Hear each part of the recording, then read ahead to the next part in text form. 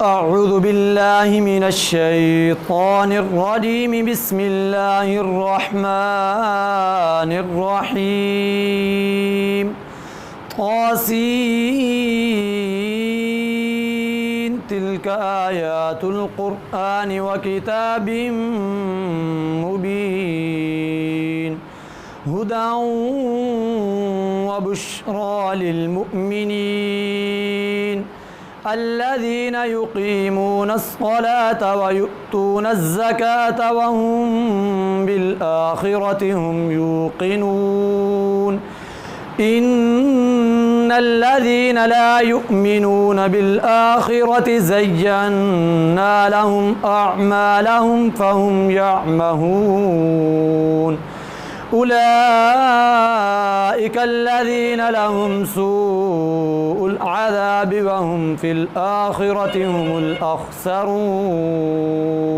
إنك لتلقى القرآن من لدن حكيم عليم. إذ قال موسى لأهله إني آنست نارا سآتيكم منها بخبر أو آتيكم بشهاب قبس لعلكم تصطلون. فلما جاءها نودي أن بورك من في النار ومن حولها وسبحان الله رب العالمين. يا موسى إنه أنا الله العزيز الحكيم.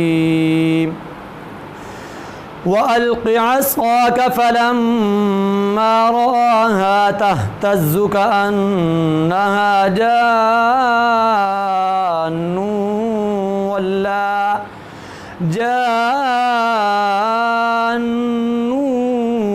ولا مدبرا ولم يعقب. يا موسى لا تخف إني لا يخاف لدي المرسلون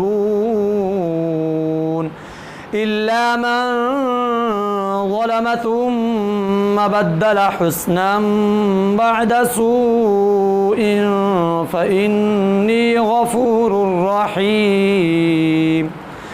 وأدخل يدك في جيبك تخرج بيضاء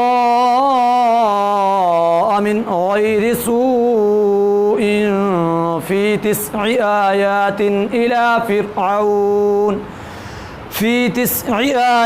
إلى فرعون وقومه إنهم كانوا قوما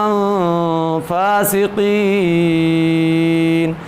فلما جاءتهم آياتنا مبصرة قالوا هذا سحر مبين وجحدوا بها واستيقنتها أنفسهم ظلما وعلوا فانظر كيف كان عاقبة المفسدين.